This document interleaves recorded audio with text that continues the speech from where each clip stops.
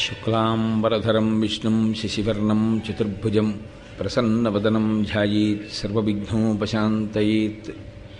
గురుర్బ్రహ్మా గురుర్విష్ణుః గురుర్దేవో మహేశ్వరః గురుః సాక్షాత్ పరబ్రహ్మ తస్మై శ్రీగురవే నమః. వ్యాసాయ విష్ణురూపాయ వ్యాసరూపాయ విష్ణవే నమో వై బ్రహ్మనిధయే వాసిష్ఠాయ నమో నమః. కూజంతం రామ రామీతి మధురం మధురాక్షరం ఆరుహ్య కవితాశాఖాం వందే వాల్మీకికోకిలం. శ్రుతిస్మృతిపురాణానాం ఆలయం కరుణాలయం నమామి భగవత్పాదశంకరం లోకశంకరం. వాగర్ధావివ సంపృక్తౌ వాగర్ధప్రతిపత్తయే జగతః పితరౌ వందే పార్వతీపరమేశ్వరౌ. సూక్తిం సమగ్రయతున స్వయమేవ లక్ష్మీః శ్రీరంగరాజమహిషీమధురైః కటాక్షైః వైదగ్ధ్యవర్ణగుణగుంభనగౌరవైర్యాం కండూలకర్ణకుహరాः కవయోధయంతి. హైమోర్ధ్వపుండ్రమజహన్మకుటం సునాసం మందస్మితం మకరకుండలచారుగండం బింబాధరం బహుళదీర్ఘకృపాకటాక్షం శ్రీవేంకటేశముఖమాత్మనిసన్నిధత్తాం. విమలపటీ కమలకుటీ పుస్తకరుద్రాక్షశస్తహస్తపుటీ కామాక్షీ పక్ష్మలాక్షీ కలితవిపంచీ విభాసి వైరించీ. మనోజవం మరుతతుల్యవేగం జితేంద్రియం బుద్ధిమతాం వరిష్టం వాతాత్మజం వనరయూధముఖ్యం శ్రీరామదూతం శిరసా నమామి. ఆపదామపహర్తారం దాతారం సర్వసంపదాం లోకాభిరామం శ్రీరామం భూయో భూయో నమామ్యహం. నారాయణం నమస్కృత్య నరం చైవ నరోత్తమం దేవీం సరస్వతీం వ్యాసం తతో జయముదీరయేత్. హరి ఓం. పరమేశ్వర స్వరూపైన సభకి నమస్కారం. గరుత్మంతుని యొక్క ఆవిర్భావము తర్వాత, ఆయన జన్మించిన తరువాత ఆయన వేగాన్ని చూసి దేవతలు ఋషులు మరొక అగ్నిహోత్రం అనుకుని ప్రళయకాలంలో ఉదయించేటటువంటి ఆ అగ్నిహోత్రం ఎలా ఉంటుందో, దాని గమన వేగం ఎలా ఉంటుందో, అలా ఉన్నటువంటి ఆ గరుత్మంతుని యొక్క స్థితిని చూసి వాళ్ళందరూ అగ్ని సూక్తాలతో ప్రార్థన చేస్తే ఆయన ఆకాశంలో ఒక్కసారి తిరిగి వచ్చి తల్లి అయినటువంటి వినత పాదములకు నమస్కరించి నిలబడినటువంటి స్థితి దగ్గర నిన్నటి ప్రసంగాన్ని ఆపి ఉన్నాను. అంతటి బలవంతుడైనటువంటి గరుత్మంతుడు రెండవ కుమారుడిగా వినతకి జన్మించాడు అని చూసింది కద్రువ. అసూయ మరింత ప్రబలింది. ఇది ఆ మహాభారతంలో కేవలం కథాంశంగా వినవలసినటువంటి విషయం కాదు, అత్యంత ప్రమాదకరమైనటువంటి పోకడని మనకి మనంగా జాగ్రత్తగా పరిశీలనం చేసుకోవలసినటువంటి విషయం. నా శరీరంలో పుట్టిన పుండే కదా అని పుండుని చక్కగా పోషించి పెద్ద చేస్తే దానిలో నుంచి వచ్చేటటువంటి విషం శరీరంలో రక్తమంతటా ప్రవహించి చిట్ట చివరికి ఆ శరీరాన్ని ఎలా పడగొట్టేస్తుందో అలా అసూయ కూడా ప్రమాదాన్ని తీసుకొస్తుంది. ఇంకా తన శరీరమునందు పుట్టినటువంటి వ్రణం తనని మాత్రమే పడగొడుతుంది, కానీ తన యందు పుట్టినటువంటి అసూయ తనతో పోదు, అది కులక్షయం చేసేస్తుంది. మొత్తం కుటుంబమే నశించిపోతుంది దానివల్ల. ఒక్కొక్కసారి చాలా భయంకరమైనటువంటి ఉపద్రవమే వస్తుంది. అందుకేనేమో అసలు ఈ గరుడోత్పత్తి యందు చాలా చమత్కారమైన విషయాన్ని ఒకదాన్ని ఆవిష్కరించారు వ్యాసభగవానుడు. భూమి లోపలికి వెళ్ళిపోతాయి పాములు, ఆకాశంలో ఎగురుతాయి పక్షులు. భూమి లోపలికి వెళ్ళిపోయే పాముకి ఆకాశంలో ఎగిరే పక్షికి శత్రుత్వం వచ్చింది. అంటే రెండు పరస్పర విరుద్ధమైనటువంటి ప్రాణులు. ఒకటి ఎంత కిందకెళ్లాలో అంత కిందకెడుతుంది, ఒకదానికి అసలు ఎగరడమే రాదు. పాము ఎగరదు, పాము బిలాన్ని చూసుకుని దాని లోపలికి వెళ్ళిపోతుంది. పక్షికి దిగడం రాదు, పక్షికి ఎగరడమే వచ్చు. దిగడం అంటూ జరిగితే ఏ విశ్రాంతి కోసమో తప్ప దాని పదము ఎప్పుడూ పైకి వెళ్ళడమే. పైకి వెళ్ళే ప్రాణులు ఎవరికి జన్మించాయి? ఎవరికి అసూయ లేదో వారికి పైకి వెళ్ళే ప్రాణులు జన్మించారు, అంటే దేవతాంశ సంభూతులు జన్మించారు. ఎవరికి అసూయ కడుపులో ఉన్నదో అప్పటికి ప్రకటనము కాకపోయినా అది లోపల రగులుకుంటోంది. అసలు అసూయ అన్నది లేకపోతే ఒకరికి ఏదో మంచి జరిగింది అనేటప్పటికి ఎలా ఉద్భుతమైంది? ఉంటే కదా పెరగడం అన్నది.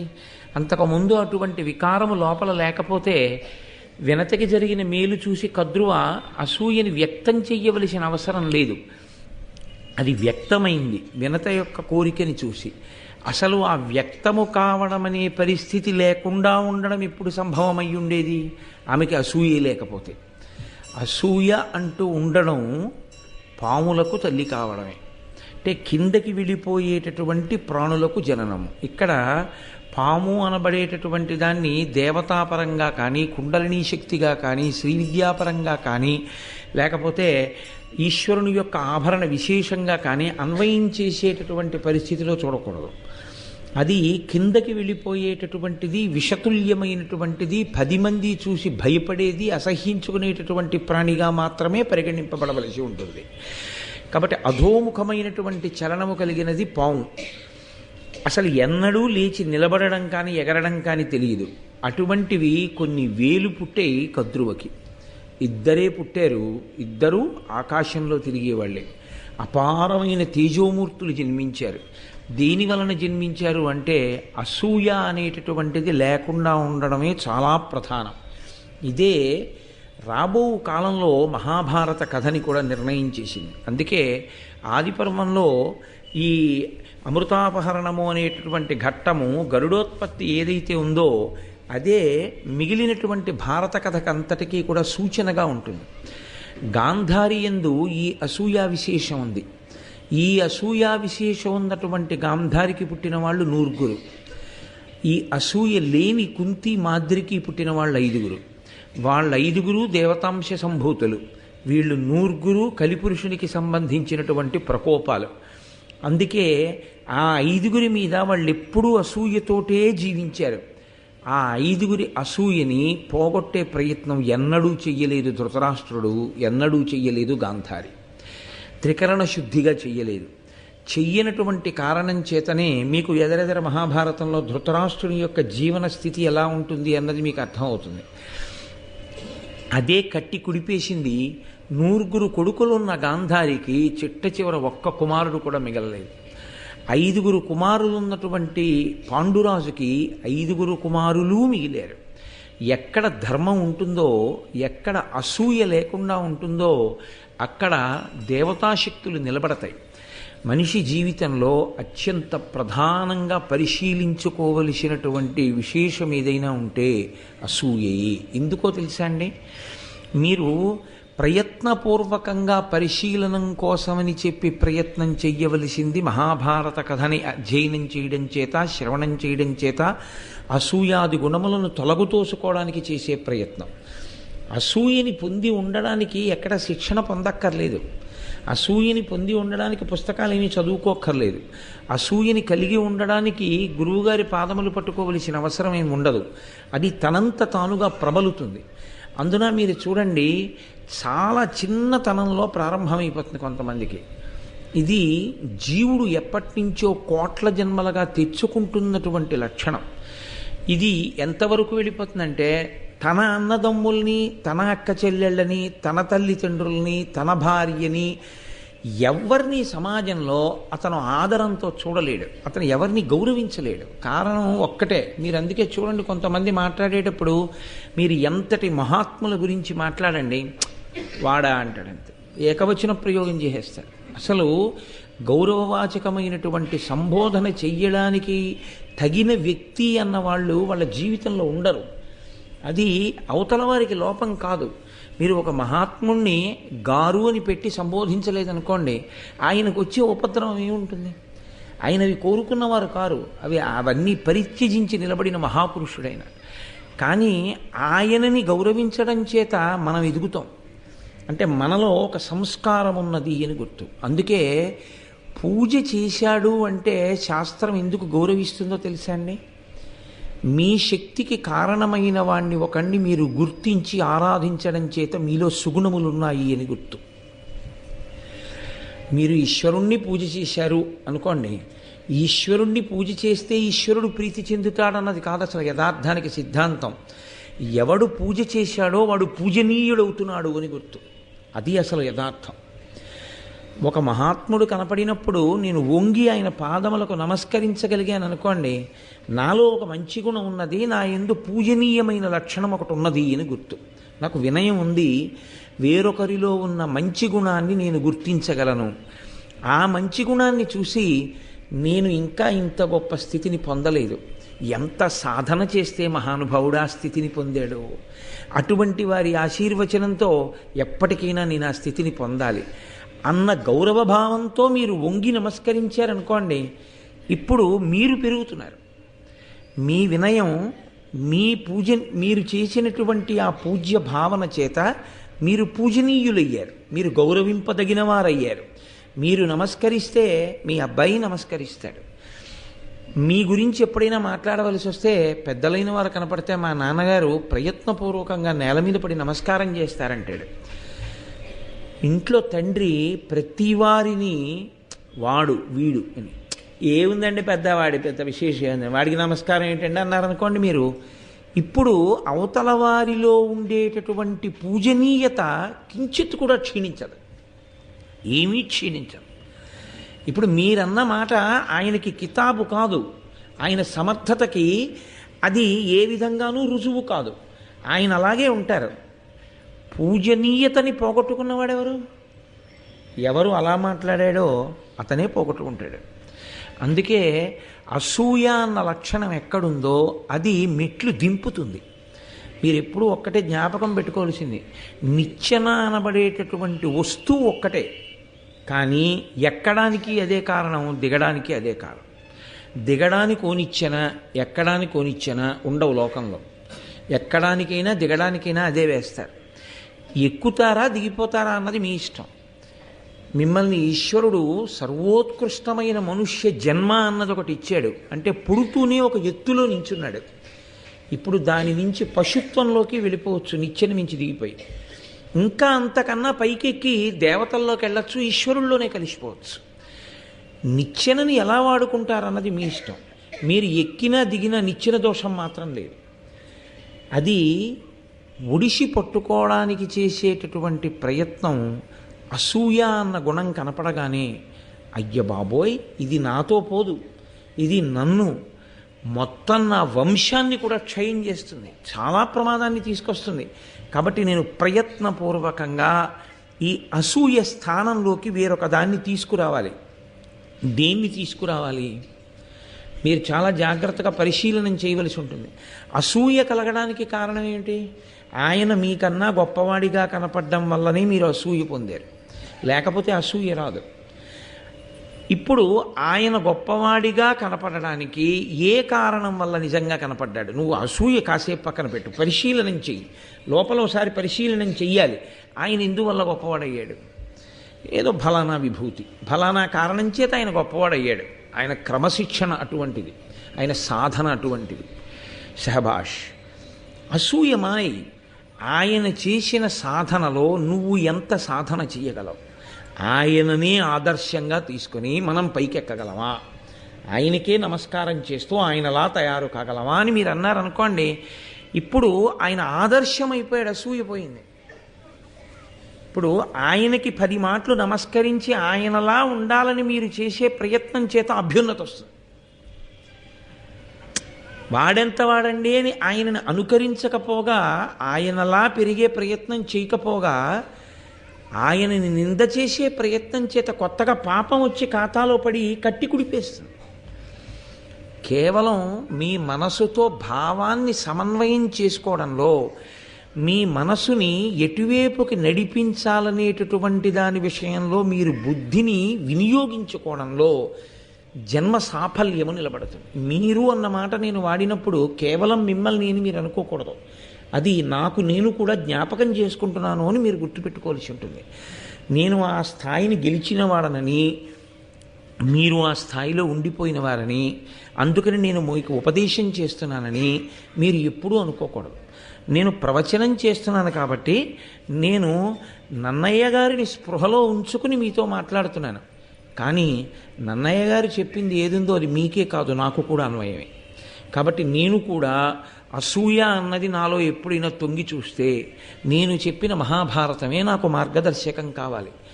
అసూయని తొలగించుకోగలిగిన స్థితిని నేను కూడా పొందాలి అని. కాబట్టి ఇవన్నీ కోటేశ్వరరావు గారు హితోపదేశాలు చేస్తున్నాడు అని మీరు అనుకోకూడదు. నేను కూడా ఈ హితమును నేర్చుకోవడానికి ప్రయత్నిస్తున్నవాడని. కాకపోతే భారతం చెప్తున్నాను కాబట్టి నన్ను ఇక్కడ కూర్చోపెట్టారు, మరింత వినయంతో వింటున్నారు కాబట్టి మీరు అలా కూర్చున్నారు, అదొక్కటే తేడా అంతే. కాబట్టి ఇప్పుడు అటువంటి కుమారుడు జన్మించాడు, ఆమె పరిశీలనం చేసుకోవచ్చు, ఇప్పుడైనా పరిశీలనం చేయొచ్చు. ఏమిటి నేను సాధించింది? ఇంత గొప్ప కుమారుడు జన్మించిన కారణం చేత ఎప్పటికైనా దాస్యం అన్నది విడిపోతే, దాస్యము అన్నది శాశ్వత లక్షణం కాదు కదండి. పందెంలో గెలిచి తెచ్చుకుంది, ఏ కారణం చేతనో మధ్యలో విడిపోయిందనుకోండి, మధ్యలో వచ్చినది ఏది పూర్తిగా ఉండేది కాదు కదండి. లోకంలో ఏదైనా సరే స్వయంభూ అనో మాట, స్వయంభూ అంటే తనంత తాను విలిసినది అని. స్వయంభూ ఏదో అది ఎప్పుడూ అలాగే ఉండిపోతుంది. స్వయంభూ శివలింగం అంతా కరిగిపోయి అభిషేకంలో ఇంత ముక్కే ఉండిపోయింది అనుకోండి, స్వయంభూ శివలింగం ఉండిపోయిందని గుర్తు అంతే. ఇంకా కొత్తగా శివలింగం వెళ్ళిపోయింది ఎక్కడికో అని మీరు అనడానికి ఏమి ఉండదు శాస్త్రంలో. అలాగే ఏది శాశ్వతమో అది ఉంటుంది, ఏది అశాశ్వతమో ఏది మధ్యలో వచ్చిందో అది ఉండేది కాదు. నాకు ఉద్యోగం 20 ఏళ్ల తర్వాత వచ్చింది, నాకు వయసు 20 ఏళ్ళు దాటిన తర్వాత వచ్చింది, నాకున్న ఉద్యోగం 60 ఏళ్ల తర్వాత అయిపోతుంది కదా. అలా మధ్యలో వచ్చినవన్నీ మధ్యలో వెళ్ళిపోయేవే.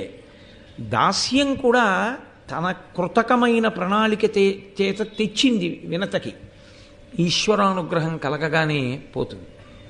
ఎందుకనంటే మీరు ఒకటి గమనించండి, విడుదల పొందుతోంది వినత, నశించిపోయేటటువంటిది నశింపచేసేదాన్ని పట్టుకుంటోంది కద్రువ. ఏ అతిశయం ఉందో వినతకి ఆ అతిశయం పోతోంది దాస్యం చేత, ఆ అహంకారం పోతోంది. కాబట్టి ఆవిడిప్పుడు ఉన్నతి వైపుకు అడుగులు వేసేస్తోంది. ఒక చెడుగుణం పోతోంది ఆవిడికి, కానీ తనకి ప్రతి క్షణం అసూయని పెంచుకుంటోంది. దీనివల్ల నిన్ననే అనేసింది, ఎక్కడో ఎవరో ఏదో చెయ్యక్కర్లేదు కొత్తగా. ఏ అసూయ తన కడుపులో ఉందో ఆ అసూయ వినతమించి పెంచి పోషించడం వల్ల తన బిడ్డల మీదకే వెళ్ళింది, వెళ్ళి తన బిడ్డలకే శాపవాక్కిచ్చి ఏమిటి సాధించుకుంటోంది? మహాభారత సందేశం చాలా ముఖ్యం. ఆ సందేశాన్ని పట్టుకోగలిగితే అది వ్యాస భగవానుని యొక్క ఆర్తి, అది నన్నయ భట్టారకుని యొక్క ఆర్తి. అందుకని మహానుభావులు మహాభారతాన్ని ఇచ్చింది. ఇది తొలగతోసుకుని అభ్యున్నతి పదంలో నడవాలి. ఆర్షధర్మంలో ఉన్న వాళ్ళ కాదు ఎవరైనా, వాళ్ళు అలా ఆర్షధర్మంలో ఉన్న వాళ్ళ కోసం మాత్రమే రచన ఎప్పుడూ చేయలేదు, వాళ్ళు సమస్త మానవాళి కోసమే రచన చేశారు అని చెప్పవలసి ఉంటుంది. కాబట్టి ఇప్పుడు వినతకి నమస్కరించినటువంటి గరుత్మంతుణ్ణి చూసింది. ఏమవుతాడైనా కొడుకే తనకిని ప్రేమార దగ్గరికి తీసుకోవచ్చు, కౌగిలించుకోవచ్చు, ముద్దు పెట్టుకోవచ్చు, తొడ మీద కూర్చోబెట్టుకోవచ్చు. నాన్న ఎంతటి బలపరాక్రమవంతుడివిరా, నీలాంటి వాడు కొడుకుగా జన్మించడం వల్ల నేను మీ అమ్మ కూడా అభ్యున్నతిని పొందాం. నీవు పుట్టిన సందర్భంలో నేను మీ అమ్మకు ఒక కానుకిస్తున్నాను, ఇక దాసి కాదు, మేమిద్దరం సహజంగా పుట్టుకతో అక్క చెల్లెండం. మధ్యలో వచ్చింది పందాలలో ఈ దాస్యం, అది శాశ్వతంగా ఉండవలసిన విషయం కాదు, విడిచిపెట్టేస్తున్నాను అని ఉంటే మహాభారతం ఇంకోలా ఉండేది కాదు. అలా అనలేకపోయింది, కడుపు మరింత మండిపోయింది, ఇటువంటి కుమారుడా అని. వెంటనే ఆవిడికి వచ్చినటువంటి ఆలోచన ఏమిటో తెలుసా అండి, దాసికి చెందినది కూడా నాకు దాస్యమునకే ఉపయోగపడాలి. ఇది ఆవిడికి వచ్చినటువంటి ఆలోచన. అంటే నేను ఏదైనా ఒక వస్తువుని కొనుక్కున్నాను అనుకోండి, ఆ వస్తువుకి పెరిగే లక్షణం ఉందనుకోండి, కారణం చేతనన్నా. నేను ఓ 1/4 కిలో శనగలు కొనుక్కున్నానండి, కొనుక్కుని అందులో ఏదో 100 గ్రాముల శనగలు నానబోసి ఒక బట్టికెళ్ళి ఏదో కుండీలో వేశాను. ఇప్పుడు మొలకలయ్యి ఇంకొన్ని శనగలు వచ్చాయి. ఎవరివి అవి? అవి కొట్టువాడివండి. అదేంటంటే ఈ శనగలు మాత్రమే నావి, 100 గ్రాముల శనగలు వచ్చిన మళ్ళీ శనగలు ఏమున్నాయో యజమానికి ఇచ్చేయాలని అంటానా? నేను కొన్న శనగల వలన ఉత్పాదమైనటువంటి ఇతర శనగలు ఏమున్నాయో, ఫలసాయముగా వచ్చిన ఇతర శనగలు ఏమున్నాయో అవి కూడా నావే. అలా వ్యక్తులకు కూడా అన్వయం చేసింది ఆవిడ. వినత దాసి అయితే వినతాపుత్రుడు కూడా నాకు దాస్యం చేయవలసిన వాడే. ఇప్పుడు ఇది ఇంకా ఎంత దూరం వెళ్ళిందో తెలుసా అండి? ఆమె నాకు దాసి అయితే వీడు నా పుత్రులకు దాస్యం చెయ్యాలి అంటే ఎంత దూరం వెళ్ళిపోయిందో చూడండి. ఆ వక్రమైన ఆలోచన ఎంత అసూయతో వెళ్ళిపోయిందో చూడండి. వెళ్ళి ఆవిడంది వెంటనే ఆ పిల్లవాడిని చూసి, ఆ గరుత్మంతుణ్ణి చూసి, లోకమంతా మునులకు ఋషులకు దేవతలకు స్తోత్రం చేయవలసిన లక్షణం గరుత్మంతుడిలో కనపడింది. కద్రువకి కనపడలేదు. అంటే ఏమనుకోవాలి? గరుత్మంతుడిలో లేదనుకోవాలా? ఈవిడికి కనపడలేదనుకోవాలా? ఈవిడికి కనపడలేదనవలసి ఉంటుంది. ఈవిడికి కనపడకపోవడం గరుత్మంతుడికి తక్కువతనం మాత్రం కాదు కదూ. గరుత్మంతుడికి తక్కువతనం కాకపోవడం ఎప్పటికో అప్పటికి గరుత్మంతుడి ఎక్కువతనమే తల్లికి ప్రయోజనాన్ని చేకూరుస్తుంది. ఇది మీరు ఏ విషయంలోనైనా లౌకికంగా కూడా అన్వయం చేసుకోవడం నేర్చుకుంటే మీరు చాలా హాయిగా జీవనం చెయ్యగలిగినటువంటి స్థితి వస్తుంది. అసలు ఆశ్చర్యం ఏమిటో తెలుసా అండి? లోకంలో ఉన్న బలాలన్నీ మీ బలాలే. అప్పుడు తనకి అని ఉన్నది ఒక్కటే తనది కాదు. మీరు పరమ ప్రేమతో అందరితో కలిసి ఉన్నారనుకోండి, వాళ్ళ బలం మీ బలం. ఇప్పుడు ఇవాళ సాయంకాలం మా ఇంటికి ఓ దంపతులు వచ్చారు. పేరెందుకు? ఆ దంపతులకి ఒక్కడే కొడుకు. వాడికి టీసీఎస్లో మంచి సాఫ్ట్వేర్ ఇంజనీర్గా ఉద్యోగం వచ్చింది. వాడు ఏదో ట్రైనింగ్కి వెళ్ళి వాడికి ఫస్ట్ నెల జీతం వచ్చింది. ఇప్పుడు వాడు ఆ జీతంలో ఎవరికి కొనాలి బట్టలు? వాళ్ళ అమ్మగారికి నాన్నగారికి కొనుక్కుంటే చాలు. అథవా వాళ్ళ నాయనమ్మ గారికి తాతగారికో అమ్మమ్మ గారికో తాతగారికో కొనాలి. వాడు గురువుగారికి అమ్మ బట్టలు కొని, నాన్నగారండి కుట్టించేయండి, లేకపోతే మళ్ళీ గురువుగారు ఎవరికన్నా ఇచ్చేస్తారేమో అవి అని. వాడు చిన్నవాడు. వాడు ఎక్కడో ట్రైనింగ్ అవుతూ మొదటి నెల జీతంలో వాడు ఇక్కడికి పంపించి డబ్బులు వాడు బట్టలు కుట్టించి వాడు వచ్చి బట్టలు పెట్టి నమస్కరించి వెళ్ళాడు. ఇప్పుడు ఆ దంపతులకి కొడుకైన వాడు నాకు వాళ్ళిద్దరూ కూతురు అల్లుడు వరుస అయితే వాడు నాకు మనవడే. కాలంలో నాకు ఇంకా మనవలు పుట్టలేదు, కానీ తాతగారు అని గౌరవించి అభ్యున్నతి కలగగానే నా తాతగారికి బట్టలు కుట్టించే మనవడు కూడా నాకు వచ్చేసాడా లేదా?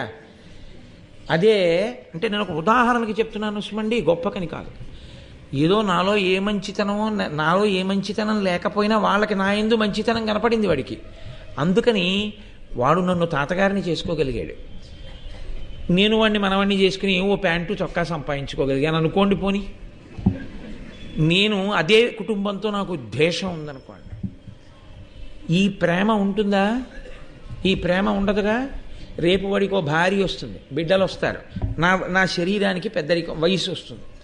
నేను రేపు పొద్దున్న హైదరాబాదులో దిగాను అనుకోండి, వాడు గబగబా కారు పట్టుకొచ్చి మా ఇల్లు దగ్గరండి, మీరు చెప్పే ఉపన్యాసాల వేదికకి మీరు ప్రశాంతంగా హాయిగా మా ఇంట్లో ఉండండి అంటాడు. ఎక్కడిది అనుబంధం? ఎక్కడిది ప్రేమ? అంటే కేవలం ప్రేమ చేత మీరు ఆ అసూయని విడిచిపెట్టగలిగితే లోకంలో ఉన్న వాళ్ళవన్నీ మీవే. ఎందుకో తెలుసా అండి? వాళ్ళు పరమ సంతోషంతో పరమ ప్రేమతో మీ పక్కకు వచ్చి నిలబడతారు. అదొక్కటి సాధించుకోలేకపోతే జీవితంలో అసూయతో ప్రతి వాళ్ళని దూరం చేయడం నేర్చుకుంటే వారికి ఉన్నవన్నీ మిమ్మల్ని కాల్చేవై కూర్చుంటాయి. అది ఆ చిన్న మెళకువ ఒక్కటి వస్తే చాలు. అది అసూయని పరిత్యజించడం వల్ల వస్తుంది. నేను 1కి 10 మాటలు దాన్ని ఎందుకు అన్ని మాటలు చెప్తావు అని అనుకోకండి. నా తాపత్రయం వల్ల ఏమిటంటే అసలు యథార్థానికి అసలు ఈ ఘట్టాల్ని యథార్థంగా వినవలసిన వాళ్ళు ఎవరో తెలుసా అండి? చిన్నపిల్లలకి చెప్పాలి ఈ ఘట్టాల్ని.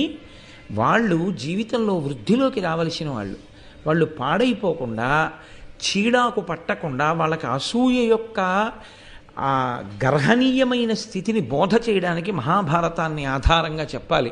కానీ ఇవాళ మన వ్యవస్థ ఎక్కడ విఫలమైందంటే, మనం ఇంత పరమోత్కృష్టమైన విషయాల్ని తీసుకెళ్ళి పిల్లలకి పాఠ్యాంశంగా అందించడంలో డిజాస్ట్రస్ ఫెయిల్యూర్ అంటారు ఇంగ్లీష్లో. ఆ స్థితి మనం పొంది ఉన్నాం. దాన్ని ఎవరు మార్చగలరో వారు దాని గురించి ఆలోచించవలసి ఉంటుంది. కాబట్టి ఇప్పుడు కద్రువ వినతకి నమస్కరించినటువంటి గరుత్మంతుణ్ణి చూసంది, తడయక మ్రొక్కియున్న వినతాసుతునప్పుడు చూచి ఆత్మలో నిడుగడ చేయుచుం కడు సహింపక కద్రువ వాని పిలిచి, నా కొడుకులు నెల్ల నెత్తుకొని కృమ్మరుచుండుము, ఏమి పంచినన్ మడవక చేయు మీ పని, సమర్పణ చేసే ప్రభుత్వం ఏర్పడన్. స్పష్టంగా చెప్పేస్తున్నారు నన్నయ్య గారు. ఆయన అంటున్నారు, కడు సహింపక, ఆ గరుత్మంతుని యొక్క వైభవాన్ని జీర్ణం చేసుకోలేక ఇంకో మంచి పనివాడు దొరికాడు అని అనుకుని ఆవిడంది, తడయక మ్రొక్కియున్న వినతాసుతునప్పుడు చూచి, అమ్మకి నమస్కారం చేస్తున్నాడు, అప్పుడే పుట్టాడు ఆయన, ఇంకా ఆయనకి లోకం తెలియదు అని అనుకోవలసి ఉంటుంది. కానీ కారణజన్ముడు కాబట్టి ఆ స్థితిని పొందాడు. ఆ పిల్లవాడిని పిలిచింది, ఆత్మలో నిడుగడ చేయుచుంకడు సహింపక కద్రువ వాని పిలిచి, నా కొడుకుల నెల్ల నెత్తుకొని కృమ్మరచుండమా. ఇది ఒక్కొక్క రకంగా చాలా బాధగానే ఉంటుంది. ఆవిడికి పాపం పసిపిల్లాడు ఉంటాడు. ఇంటి పని పిల్ల అయితే, ఇంటి పని మనిషి అయితే ఆవిడికి పిల్లలు ఉండరండి. వాడు అమ్మ ఎప్పుడు వస్తుంది, పాలు ఎప్పుడు వస్తుందని ఇస్తుందని వాడు ఏడుస్తుంటాడు. పిల్లాడితో చేసుకోలేకపోతున్నాను, కొంచెం బట్టలు ఉతికెళ్ళిపోని యజమానురాలంటుంది. ఏమి తన పిల్లవాడు ఎలాంటి వాడో ఆవిడ పిల్లవాడు అలాంటి వాడు కాడు, పోన్లేవే సాయంకాలం ఇప్పుడు నీకు ఓపిక ఉన్నప్పుడు చేసి పెట్టు, లేకపోతే ఈ ఒక్క 6 నెలలు నీకు నాకు కూడా ఈ స్థితి నుంచి బయటకు వచ్చే వరకు ఇంకొకరిని కూడా పెట్టుకుంటాను అని అనలేని తన కళ్ళజోడులో అవతల వారి కష్టాలని చూడలేకపోవడం. అది అప్పుడేమి, అప్పుడు ఇప్పుడు ఎప్పుడూ కనపడుతుంది. కాబట్టి కద్రువంది, నా పిల్లల్ని నీ వీపు మీద ఎత్తుకుని ఆడిస్తూ ఉండు, అలా తిప్పుతూ ఉండు ఆకాశం. ఏమిటి ఆవిడ బాధ? అంత వేగంగా తిరగలవు కదూ, నీ బలం ఎందుకు పనికి రావాలంటే నా పిల్లల్ని ఆడించడానికి పనికి రావాలి, అంతే, అంతకన్నా ఇంకెందుకో పనికి రాకూడదు సుమా. అది అన్నమాట తాపత్రయం.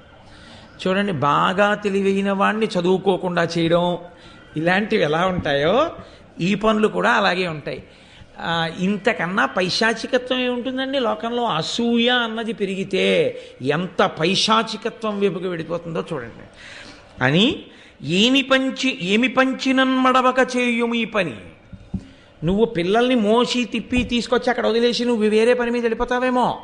ఏమో ఇంత బలం ఉన్నవాడు ఏ వేళమో చదువుకోవడానికి బయలుదేరితే, దీంతో పాటు ఏ అస్త్ర విద్య నేర్చుకుంటే, అది ఆవిడ భయం. వాళ్ళని అలా తిప్పి తీసుకొచ్చి కూర్చోపెట్టి నువ్వు వెళ్ళిపోవడం కాదు, 1000 మంది పిల్లలు ఎవరు ఏ పని చెప్పినా నోరెత్తకుండా చేస్తుండు. 1000 మంది అన్నాక వాళ్ళ కోరికలు తక్కువ ఉంటాయా? వాడు ఆ పుస్తకం పట్టరా అంటాడు, చేసేవాడు దొరకాలి. కానండి లోకంలో తమోగుణం పెరిగిపోవడానికి అంతకన్నా లక్షణం ఇంకోటి ఉండదు. అప్పుడప్పుడు నా చేతిలో పుస్తకం కూడా అందేసుకుంటూ ఉంటే నేను అదే అంటుంటాను, కొన్నాళ్ళకి నాకు రాచరికం వచ్చేస్తుందండి, అలా అన్నీ పుచ్చేసుకోకండి, బ్రాహ్మణ్యం పోయి అసలు వినయంగా బతకడం పోతుంది నాకు ఇహ అని. అది ఇంకోటి చేసేవాడు మీకు దొరకాలి, కానీ అడుగడుగునా మీకు చేసి పెడుతున్నారు అనుకోండి, కుర్చీలోంచి లేచి కదిలి వస్తువు తీసుకోవడం కూడా మీ స్థితికి తక్కువతనంగా మీకు అనిపిస్తుంది కాదు. ఆ స్థితిని గెలవగలిగిన వాడైతే 10 మందికి పనికొచ్చేవాడు తప్ప, ఇది నేను చేయడమా అనుకున్నవాడు దేనికి పనికొస్తాడు? సేవ చేయడానికి. మహాత్ములు ఆ కోణంలో ఆలోచించారు. గాంధీ గారి దగ్గరికి రాజేంద్ర ప్రసాద్ గారు వెళ్ళి సబర్మతి ఆశ్రమంలో కలుసుకుని, నేను ఏమైనా సేవ చేయాలనుకుంటున్నాను, ఏం చేయనని అడిగారు. ప్యాట్ కేమ్ ది రిప్లై అంటారు. అలా గాంధీ గారు వెంటనే రాజేంద్ర ప్రసాద్ గారికి అప్పచెప్పిన పని ఏమిటో తెలుసా అండి? ఆశ్రమంలో కుష్ఠరోగులు ఉన్నారు, కుష్ఠరోగులకి పాయిఖానా ఉంది. ఆ రోజుల్లో ఇప్పుడున్నటువంటి వ్యవస్థ కాదు. నువ్వు ప్రతిరోజు కుష్ఠరోగుల యొక్క పాయిఖానాలోకి వెళ్ళి వాళ్ళు విసర్జించినటువంటి మలాన్నంతటిని ఎత్తి దూరంగా వేస్తుండా సేవ చేయాలి. పరమ సంతోషం. ఆయన వెంటనే ప్రారంభం చేశాడు ఆ పని. సేవ చేయడానికి పదవులు అక్కర్లేదు, సేవ చేయడానికి ఇంకేమీ అక్కర్లేదు. సేవ చెయ్యాలన్న తలంపు నీకుంటే చాలు. సేవ చేయడానికి టికెట్లు కొనుక్కోక్కర్లేదు, ఆర్జిత సేవలన్న పేరే అక్కర్లేదు. వెంకటాచలం వెళ్ళి సేవ చేయడానికి డబ్బులు ఉండాలా? వెంకటరమణుడు మాడవీధుల్లో తిరుగుతున్నప్పుడు నువ్వు జాగ్రత్తగా ఆయనతో పాటుగా గోవిందనామని చెప్పుకుంటూ తిరుగు చాలు. 7 కొండలు గోవిందనామని చెప్తూ ఎక్కు చాలు. వెంకటేశ్వర స్వామిని ఒక్కసారి నువ్వు దర్శనం చేసి, నేనే 10 మాటలు దర్శనం చేస్తే నాలాగే అందరూ ఆయనకి బిడ్డలు, అంతమంది చూడాలి కదా, నేను ఒక్కమారు దర్శనం చేసుకుని వెడుతూ ఉంటాను. ఈశ్వరా, నేను నిన్నెన్ని మాటలు చూశానన్నది కాదు, నువ్వు నన్ను చల్లగా చూస్తే చాలు అను. నువ్వు 10 మాటలు చూస్తే అదృష్టమా, ఆయన నిన్ను చూస్తే అదృష్టమా? ఆయన నిన్ను చూడ్డానికి నువ్వు ఆయన ఒక్కసారి చూడడమే నిజానికి ధర్మం. లక్షల మంది వెనకాల ఆయన్ని చూడ్డానికి ఉన్నారా? నువ్వేనా ఆయన బిడ్డడివి? వాళ్ళందరూ కారు. నువ్వు ఒక్కమారే చూడు. నువ్వు ఒక్కమారు చూడడం నేర్చుకుంటే, ఒక్కమారు ఈశ్వర దర్శనం చేసుకుని చాలు ఆయన దృష్టిలో పడ్డాను అని నీకు వచ్చేయడం అలవాటు అయిపోతే అందరూ హాయిగా ఉంటారు. ఇన్ని లఘు, మహాలఘు, అతి లఘు, ఇన్ని పెద్ద పెద్ద విషయాలు కనిపెట్టవలసిన అవసరం ఏమి ఉండదు. హాయిగా అందరూ రాముల వారి మేడలోకి వెళ్ళి దర్శనం చేసుకోవాలి. అది లేకే వచ్చింది కదా ఈ దరిద్రం అంతాను. కాబట్టి ఈ పిల్లల్ని ఎత్తుకొని మోస్తూ ఉండు. మోయడం కాదు, వాళ్ళు ఏం చెప్పినా చేస్తూ ఉండు. అంటే ఆయన ఏమంటాడు? ఆయన ఏం అనలేదు. ఎందుకు అనలేదో మీరు గమనించాలి సుమండి. అది చాలా అవసరం. ఎందుకు అనలేదు గరుత్మంతుడు? ఛనోర్మోయి అనలేడేమిటి? అనగలడు, కానీ అనలేదు. ఎందుకు అనలేదో తెలుసా అండి? బిడ్డలకున్న పరానుకరణము. ఇది మీరు గుర్తుపెట్టుకోవాలి. బిడ్డలకి ఎప్పుడూ ఒక లక్షణం ఉంటుంది, పరానుకరణము. పరానుకరణము అంటే అనుకరించుట. మొట్టమొదట వాళ్ళు ఏది ఎలా చేద్దాము అన్న దాని విషయంలో అనుకరిస్తారు. ఈ అనుకరించడానికి వాళ్ళు ఎంచుకునే మొదటి వస్తువు ఏదో తెలుసా అండి ప్రపంచంలో? అమ్మ. అమ్మ ఏం చేస్తుందో అదే చేస్తారు. వాడు అమ్మ నువ్వు అంటాడు, నాన్న నువ్వు అంటాడు. అమ్మ అంటుంది తప్పు, నన్ను నువ్వు అను, నాన్నగారు మీరన్నారు అంటాడు. నాన్నగారండి మీరంటాడు, అమ్మ నువ్వు అంటాడు.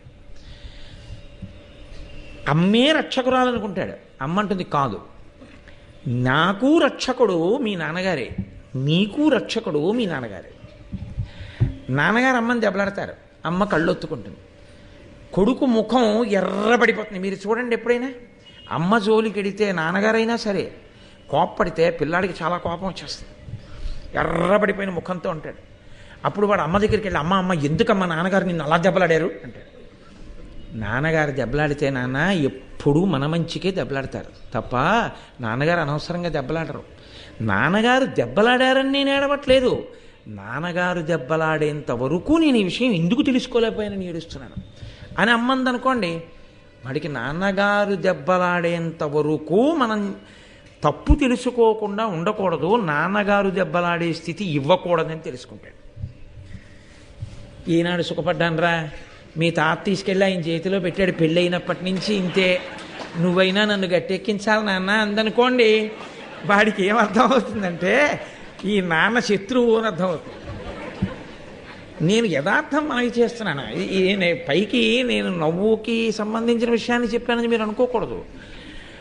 పాపం వెర్రాయిని దెబ్బతినేస్తాడు చిట్ట చివరికి వచ్చేటప్పటికి. అమ్మ అలా మాట్లాడకూడదు. అందుకే ఒకవేళ నువ్వు అలా మాట్లాడతావేమో మాట్లాడకు సుమా అని చెప్పి సన్నికలు తొక్కిస్తారు పెళ్లిలో. నువ్వు ఈ రాయి ఎంత గట్టిగా ఉందో నీ మనసు కూడా అంత గట్టిగా ఉంచుకో, నువ్వు అన్న మాట చాలా దూరాలు వెళ్ళిపోతాయి. నువ్వు మా తమ్ముడు గురించి ఏమైనా అంటే కాపురం విడిపోతుంది. మా నాన్న గురించి ఏమైనా అన్నావో రేపు పొద్దున్న నేను మా నాన్నగారు ముఖం చూసుకోవడం మానేసామంటే ఇంకంతకన్నా అన్యాయమైన విషయం ఉండదు. కొన్ని నువ్వు కొత్తగా సంసారంలోకి వస్తున్నావు, బాగా ఒడిసి పట్టుకోసుమా అని సన్నికలు తొక్కిస్తారు. ధర్మం గురించి అంత ప్రయత్నం చేశారు ఋషులు మనకి. కాబట్టి పిల్లలకి ఉండేటటువంటి లక్షణం పరానుకరణం. అమ్మ ఏం చేస్తోందో వాడు చేసేస్తాడు.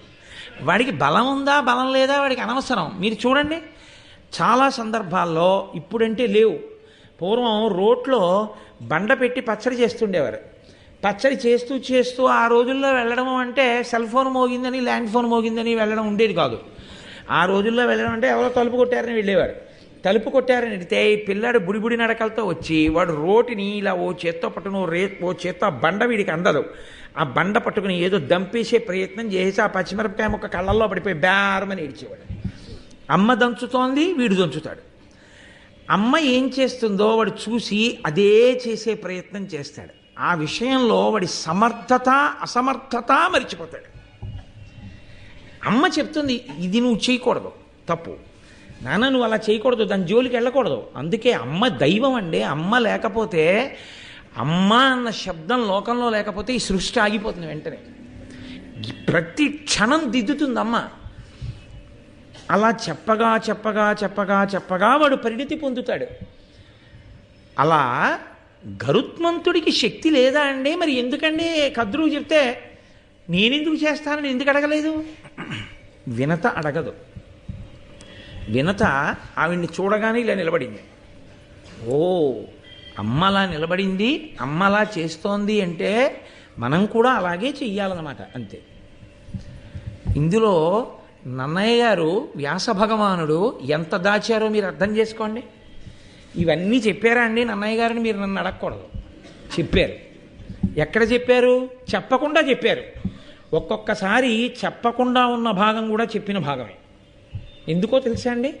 నేను ఇప్పుడు వాక్య నిర్మాణం చేసి మీతో మాట్లాడుతున్నప్పుడు నా ఊపిరి అయిపోయే వరకు వాక్య నిర్మాణం చేసి మళ్ళీ ఊపిరి కొరకు ఊపిరి తీసుకునేటప్పుడు మధ్యలో ఒకసారి ఆగుతాను. ఇదిగో ఇప్పుడు ఆగలా, మళ్ళీ ఊపిరి తీసుకుని వాక్య నిర్మాణం చేస్తాను. కోటేశ్వరరావు గారు చెప్పిన ఉపన్యాసం అనగా ఆ మధ్యలో ఉన్న ఖాళీలు తీసివేయవలను అంటారండి మీరు. ఇదంతా కూడా ఉపన్యాసమే కాదు. అలాగే అమ్మని అనుకరించుట అన్న మాట గురించి నన్నయ్య గారు ఎక్కడ చెప్పారండి అనకూడదు. అంత బలం ఉన్నవాడు కద్రువు చెప్తే చేశాడు అంటే వినత చేసింది కాబట్టి చేశాడు. అంత బలాన్ని మరిచిపోయేటట్టుగా ఎందుకు చేశాడు అంటే అమ్మయే ప్రధానమైన అనుకరణకి ఆదర్శంగా స్వీకరింపబడింది కాబట్టి. లోకంలో ఉన్న తల్లులందరికీ పరాకు చెప్తున్నారు నన్నయ్య గారు. లోకంలో తల్లులందరికీ పరాకు చెప్తున్నారు వ్యాస భగవానుడు. ఈ సమాజంలో ఉత్తమ పుత్రుడు తయారవుతున్నాడు అంటే కారణం తల్లియే. అందుకే గర్భాలయమే అది ఆలయం. అది ఆమె వలన తయారవుతాడు. మహాపురుషుడు తయారవ్వాలంటే ఆవిడ వలనే. తల్లి అన్న ఒక్క మాట ఎంతంత దూరమో వెళ్ళిపోయి మహాపురుషులు తయారయ్యారు. శివాజీకి చిన్నతనంలో నేర్పింది తల్లి. ధర్మము, సనాతన ధర్మము అన్న మాట మీద గౌరవం నేర్పింది. స్త్రీ అంటే ఏమిటో గౌరవం నేర్పింది. తరువాతి కాలంలో శివాజీ మహమ్మదీయ స్త్రీలు తనకి ఖైదీలుగా దొరికితే పరమ పవిత్రంగా వాళ్ళని వెంటనే పరదాలతో మూసేసిన పల్లకీలలో కూర్చోబెట్టి శత్రువులకు అప్పచెప్పేశాడు తప్ప కనీసం కన్నెత్తి కూడా ఎన్నడూ పరస్త్రీని చూడలేదు. ఎక్కడి నుంచి వచ్చింది శివాజీకి ఆ శక్తి? తల్లి బోధలోంచి వచ్చింది. అమ్మ చిన్నతనంలో చెప్పినటువంటి మాట ఏదుందో అదే పిల్లవాడిని తరువాతి కాలంలో తీర్చిదిద్దుతుంది. వాడి సమర్థత మర్చిపోయినా అక్కడే, వాడిలో లేని సమర్థత ఉత్పన్నమైనా అక్కడే. అక్కడే వస్తుంది. అసలు సంస్కారం అనేటటువంటిదంతా అక్కడే ప్రారంభమవుతుంది. కాబట్టి అంత గొప్ప విషయాన్ని ప్రతిపాదన చేస్తున్నారు. ఇప్పుడు గరుత్మంతుడు ఆపన్నగ ముఖ్యుల తన వీపున పెట్టుకొని పరచి విపినములు మహాద్వీపములు గిరులు అఖిల దిశాపాలపురములు చూపే చనవరలకు. ఈ పావులన్నింటినీ వీపు మీద ఎక్కించుకునేవాడు. ఆయనకి 1000 పావులు లెక్క. ఈ 1000 పావుల్ని వీపు మీద ఎక్కించుకుని రండి మిమ్మల్ని అలా తిప్పుకొస్తాననేవాడు. ఈ తిప్పు రావడం అనేటటువంటి మాట ఉంది చూశారు, ఇదో చాలా చమత్కారమైన మాట వస్తుందండి. కాసేపు పిల్లాడిని అలా తిప్పి తీసుకురావే పనుంది అంటారు. అయితే ఎవరో వచ్చి ఇంట్లో మాట్లాడుతున్నారు అనుకోండి, పిల్లాడు అల్లరి చేస్తున్నాడు అనుకోండి, వెంటనే కాసేపు పిల్లాడిని అలా తోటలో తిప్పి తీసుకురావే, వీళ్ళతో మాట్లాడి పంపించేస్తాడు. ఈ దిక్కుమాలని తిప్పి తీసుకురావడం, ఈ దిక్కుమాలని తిరగడం అన్న అలవాటు ఉండి చూశారు.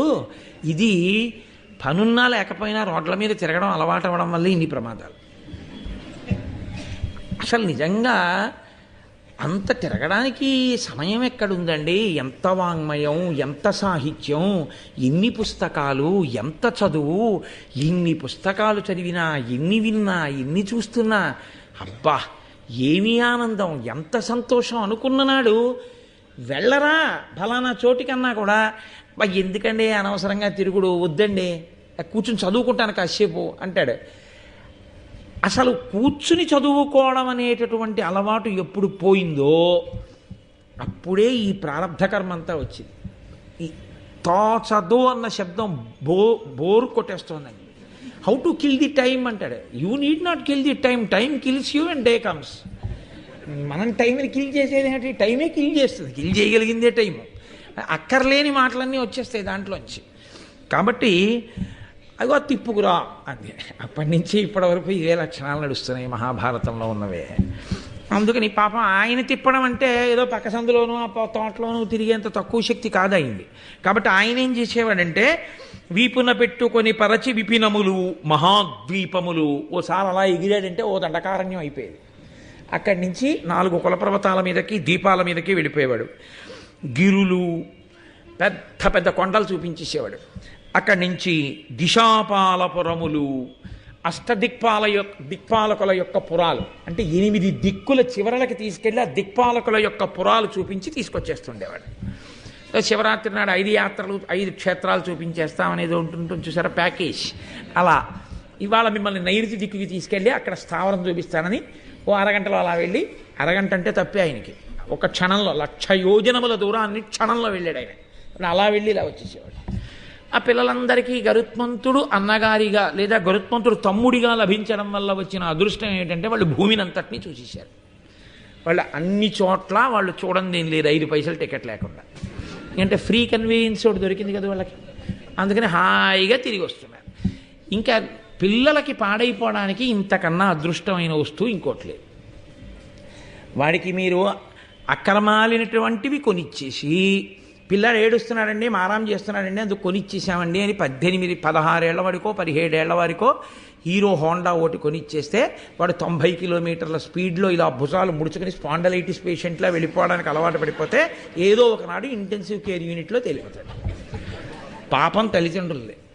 నోరు మొయ్యి, నేను 40 ఏళ్ళకి తొక్కాను మోటార్ సైకిల్, నీకెందుకురా ఇవ్వను, నడు కాలినడకల వెళ్ళడం అలవాటు చేసుకో, లేకపోతే పెరగవలసిన వయసు సైకిల్ తొక్కు, నీకు వ్యాయామం. మోటార్ సైకిల్ ఏంటి నీకు ఇవ్వను. నీకు తెలుసా మహాపురుషులు ఈ దేశంలో ఎంత కష్టపడి పైకొచ్చారో? ఒకానొకప్పుడు లాల్ బహదూర్ శాస్త్రి గారిని కాశ్మీర్ వెళ్ళమని జవహర్లాల్ నెహ్రూ గారు పిలిచి చెప్తే ఆయన తడబడుతుంటే, ఏమి శాస్త్రిజీ భయపడుతున్నారా కాశ్మీర్ వెళ్ళడానికి? అక్కడంతా అల్లరిగా ఉందని ఎందుకు భయపడుతున్నారు వెళ్ళడానికి, ఏం అలా తటపటాయిస్తున్నారు అని అడిగితే, నేను వెళ్ళలేక కాదు, కాశ్మీర్లో చలిని తట్టుకోవడానికి కావలసిన స్వెట్టర్ లేదు నాకని చెప్పాడు. అటువంటి మంత్రులు పరిపాలించిన దేశం, అటువంటి మహానుభావులరా, అటువంటి మహాపురుషులు పరిపాలించినటువంటి నేల. లాల్ బహదూర్ శాస్త్రి గారు ప్రధానమంత్రి చేసిన కాలంలో వాళ్ళ పిల్లలు వీధిలోకి వెళ్ళి బస్ స్టాప్ దగ్గర నిలబడి బస్సులో వెళ్ళి చదువుకున్నారు తప్ప అఫీషియల్ కార్ ఎక్కి ప్రధానమంత్రి కారులో పిల్లలు వెళ్ళి చదువుకోవాలి. మన దరిద్రం ఏమిటంటే లాల్ బహదూర్ శాస్త్రి గారి గురించి ఎక్కడా పిల్లలకి చెప్పుకునే స్థితి మనకి లేకపోవడం ఇవాళ. అటువంటి మహాపురుషులు పుట్టిన భూమి. నేను ఎంత కష్టపడితే ఈ డబ్బు సంపాదించానో తెలుసా? నీకెందుకురా మోటార్ సైకిల్? నడవలేవా? సైకిల్ తొక్కలేవా? తొక్కు సైకిల్. నీ సైకిల్లో గాలి నువ్వు కట్టుకోలేవా? సైకిలు పంపు కొనిస్తాను, కొట్టు గాలి. ఏం ఒంట్లో ఓపిక ఉందిగా, కొట్టుకో గాలి అని తండ్రి పిల్లలను అనగలిగితే పిల్లలు విచ్చలవిడిగా తిరగరు. పిల్లలు తిరుగుతున్నారంటే పిల్లల్ని అని ప్రయోజనం లేదు. పిల్లలకి చెప్పగలిగితే వాళ్ళు వింటారు. మనకి ముద్దన్న పేరు మురిపెమన్న పేరు ఒకటి ఉంది, అందులో సమస్తమైనటువంటి కుసంస్కారాలు వచ్చేస్తున్నాయి. కాబట్టి ఈయనే ఉండలేడు 78 ఛానల్స్ లేకపోతే, పిల్లాడు చూస్తే తప్పేంటి. కాబట్టి ఆ రోజుల్లో గరుత్మంతుడు దొరికాడు, వాళ్ళకి చదువా సంధ్య తిరగడమే పని అని వాళ్ళు తిరుగుతున్నారు. ఇప్పుడు మోటార్ సైకిల్ ఇచ్చిన తండ్రి ఎటువంటి వాడో అప్పుడు గరుత్మంతుడిని అప్పచెప్పి తిరగమన్న కద్రు అటువంటిది. కాబట్టి వాళ్ళు అవన్నీ తిరుగుతున్నారు, చూస్తున్నారు, వస్తున్నారు, తింటున్నారు, పడుకుంటున్నారు, ఆడుకుంటున్నారు. చేసి పెట్టడానికి వినతా తిప్పడానికి గరుత్మంతుడు బాగా దొరికారు. ఇంతకన్నా జీవితానికి అభ్యున్నత ఏమిటి సాధించాననుకుంటోంది కద్రువ. ఇది ప్రమాదం అక్కడ వచ్చింది. కాదు ఇలా ఉండకూడదు అని ఆవిడ అనుకుని ఉండుంటే ఏదో వాడంతా ముచ్చట పడుతున్నాడు కొందరు మోటార్ సైకిల్ అనని తల్లి అయ్యి ఉండుండేది కాదు. కాబట్టి అంటే నేను దాన్ని యథార్థంగా ఇవాల్టి సమాజానికి అన్వయం చేయడానికి ఆ మాట వాడుతున్నాను అని మీరు అర్థం చేసుకోవాల్సి ఉంటుంది తప్ప నేను ఎవరిని వ్యక్తిగతంగా అంటలేదు అని మీరు గుర్తుపెట్టుకోవాల్సి ఉంటుంది. ఇప్పుడు రోజు తిప్పుతున్నాడు, తీసుకొస్తున్నాడు, చక్కగా కాలం గడిచిపోతోంది. ఒకరోజు ఆయన ఏం చేశాడంటే, అక్కడికి వెడదామా, ఈశాన్య దిక్కుకి వెడదాం, చూసేసాం కదా, నైరుతి దిక్కుకి వెళ్తే చూసేసాం కదా, ఇది చూసేసాం కదా అన్న మాట ఒకటి ఉంటుంది. కాబట్టి ఇంకా మళ్ళీ వాడు అక్కడికి వెళ్ళడు. తిరుపతి అయినా సరే నాతో కొంతమంది అంటుంటారు, తిరుపతి వెళ్ళినప్పుడు అక్కర్లేదు కానీ మీరు ఇంకెక్కడికైనా వెళ్ళినప్పుడు చెప్దురు అంటారు. అంటే నాకు చాలా ఆశ్చర్యంగా ఉంటుంది. తిరుపతి వెళ్ళినప్పుడు ఎందుకు వద్దు అన్నాను అనుకోండి. తిరుపతి చాలా మాటలు చూసామండి అంటే, తిరుపతి చాలా మాటలు చూశారా అని మీరు తీర్థం పేరు అడిగారు. అది ఎక్కడుందండో, ఏమిటి చూసేశారు? వాడు చూసేసాట తిరుపతి, ఇంకా అక్కర్లేదు వాడికి జీవితం. తిన్నన్నం ఎందుకు తింటున్నావు మరి అంటే, చూసేశాం కదా అనడం ఒక లక్షణం. అదో మనస్సు యొక్క పరిణితి లేని స్థితికి ఇవన్నీ ఏవి జీవితాంతం అసలు ఎప్పుడూ చూసినా తనివి తీరకూడదో అవి చూసేసాం అనుకుంటూ ఉండడం అదొక దుష్ట లక్షణం. కాబట్టి అలా వెడదామా, దక్షిణ దిక్కుకి చూసేసాం, ఉత్తర దిక్కుకి చూసేసాం, మరి ఇంకా చూడందే ఉంది. ఆ పైకి సూర్యుడి దాకా వెళ్ళలేదు. మీ కర్మ ఎక్కడిని తీసుకెడతానన్నాడు ఆయన. ఆయనకేం పోయింది? ఎక్కారు, బయలుదేరారు, సూర్యుడి వైపుకి పెడుతున్నాడు గరుత్మంతుడు. ఆయన అంటే తట్టుకుంటాడు, వీళ్ళకు ఉండద్దు ఆ శక్తి.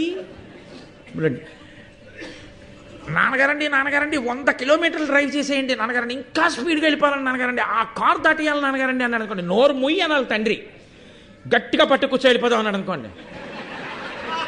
వెనకాల వాడికి బేజారు వచ్చిన తర్వాత ఆపడానికి ఉండదు. గేర్లు మార్చాలి, యాక్సిలేటర్ తగ్గించాలి, బ్రేక్ వెయ్యాలి, అది తగ్గాలి స్పీడ్. ఈలోగా వాడికి కింద పడిపోతే కళ్ళు తిరిగి. కాబట్టి డ్రైవ్ చేసేవాడికి ఉన్నంత నైపుణ్యం కూర్చున్నవాడికి ఉండాలని ఎక్కడుంది? కాబట్టి అలా అడగకూడదని కద్రువన్నా చెప్పాలి. వాళ్ళు ఏం చెప్తే చెయ్యని చెప్పింది. ఆయన తప్పే ఉంది? సూర్యుడి దగ్గరికి తీసుకెళ్ళన్నారు. రండి ఎక్కండి అన్నాడు ఆయన. తీసుకెళ్ళడం మొదలుపెట్టాడు.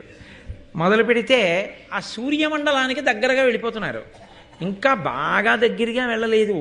గరుత్మంతుడు హాయిగా ఉన్నాడు. ఆయనకి ఈ పిల్లలు ఏమైపోయారంటే శుభ్రంగా మాడి మసి అయిపోయి పైనుంచి కింద పడిపోయారు. అందులో బతికిన వాడు లేడు, చచ్చిపోయి కింద పడిపోయారు. చిత్రం ఏమిటంటే ఆవిడ తప్పు పట్టింది గరుత్మంతుడు. ఎంత బుద్ధి లేని వాడివిరా, నీకు బుద్ధి ఉండద్దండి. అసలు నిజంగానండి ఎంత ఆశ్చర్యంగా ఉంటాయో ఇవన్నీ. అది గడుసుతనం అనుకుంటారు కానీ చిచి ఇలా జీవించకూడదు, ఇలా మాట్లాడకూడదు అనేటటువంటి పరిస్థితి ఉండదు కొంతమంది దగ్గర.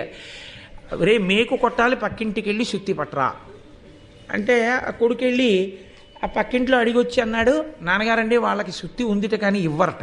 అంటే ఏమి ఎందుకు ఇవ్వరు అంటే, మేకులు కొడితే వాళ్ళ సుత్తి సొట్టలు పడుతుందట, అందుకని ఇవ్వరట. సుత్తి సొట్టలు పడుతుందా మేకు కొడితే? ఎంత స్వార్థం రా, మన సుత్తే ఉంది పట్టరా అదిగో బూట్లో తనది. అంటే దానికి ఏమి ఇంకా చాలా గడుసుతనంతో మాట్లాడుతున్నాం.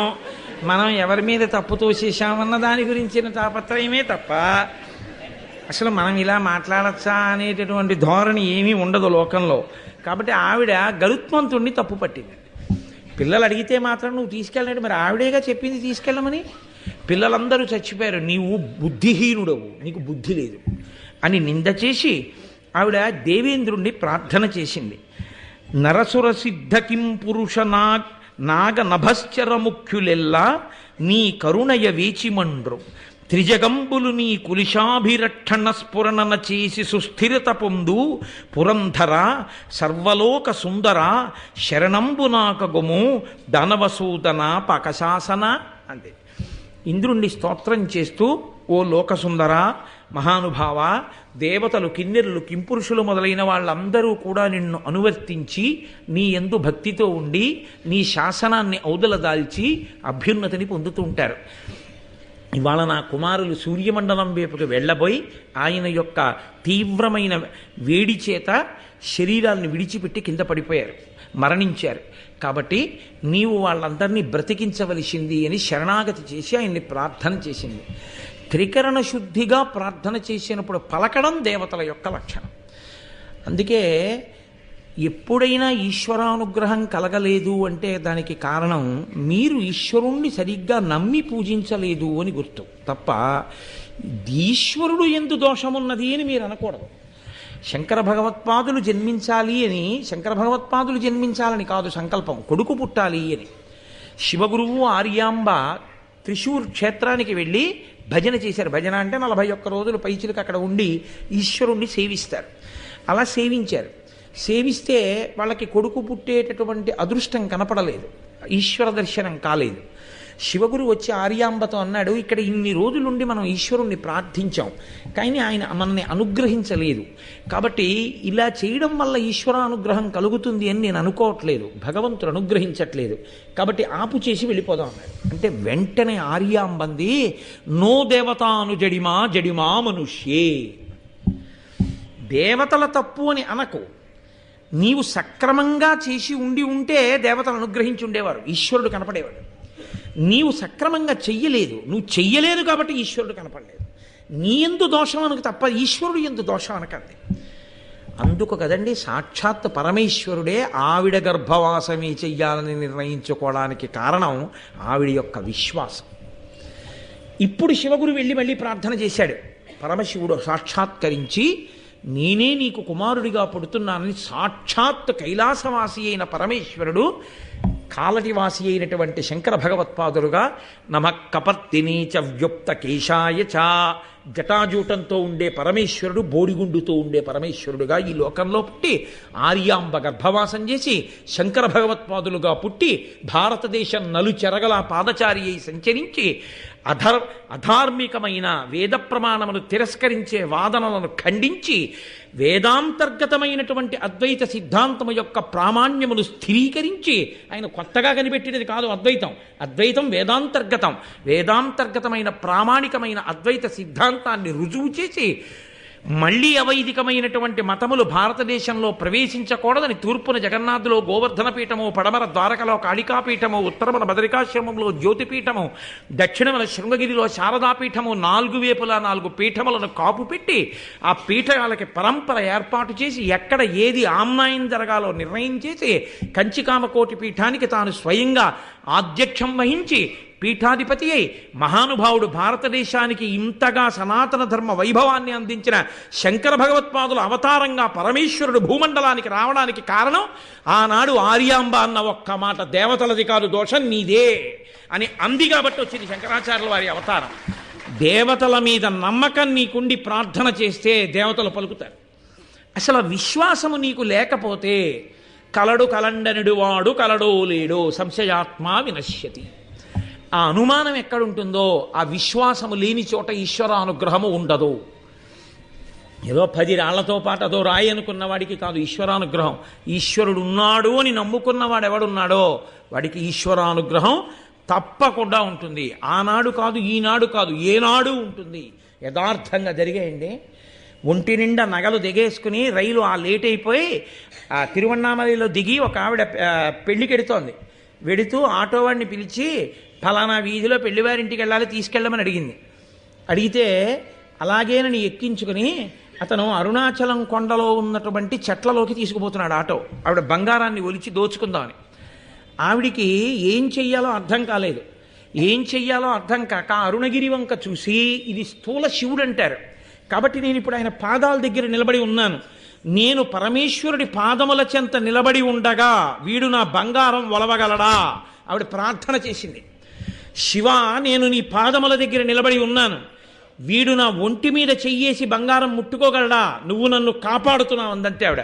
ఆవిడ కొండ చూడలేదు, ఈశ్వరుణ్ణి చూసింది అంతే. ఉత్తర క్షణం ఎక్కడి నుంచి వచ్చారో తెలియదు. ఆవిడ మహదైశ్వర్యవంతురాలు, బాగా చదువుకున్నది.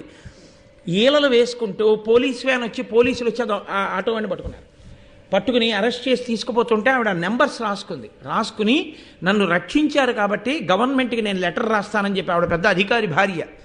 ఆవిడ మరునాడు పెళ్ళి అయిపోయిన తర్వాత పోలీస్ స్టేషన్లో ఎంక్వైరీ చేసింది ఆ నెంబర్స్ ఉన్న పోలీస్ కానిస్టేబుల్స్ ఎవరని. పోలీస్ స్టేషన్లో చెప్పారు అసలు ఆ నెంబర్స్ ఉన్న కానిస్టేబుల్స్ లేరు, ఆ నెంబర్స్ లేవు ఇక్కడని చెప్పి. మరి ఎక్కడి నుంచి వచ్చారు? కావ్యకంఠ గణపతి ముని అన్నం కోసం ఏడుస్తుంటే గణపతి గుడి ఇల్లుగా మారి అందులోంచి అన్నపూర్ణమ్మ అన్నం పెట్టి తాంబూలం ఇస్తే తాంబూలాన్ని పక్కన పెట్టుకుని అన్న తమ్ముడు పడుకుని నిద్రపోయారు అరుణాచలంలో. తెల్లవారి నిద్ర లేచేసరికి అది గణపతి దేవాలయం. అమ్మవారు రాత్రి ఇచ్చిన తాంబూలాలు కూడా వాళ్ళ పక్కన పెట్టున్నాయి. నమ్ముకున్నవాడికి నమ్ముకున్నంత. నీకు ఈశ్వరుడు ఉన్నాడు అన్న నమ్మకం నీకుంటే నిన్నెలా గట్టెక్కించాలో ఈశ్వరుడికి తెలుసు.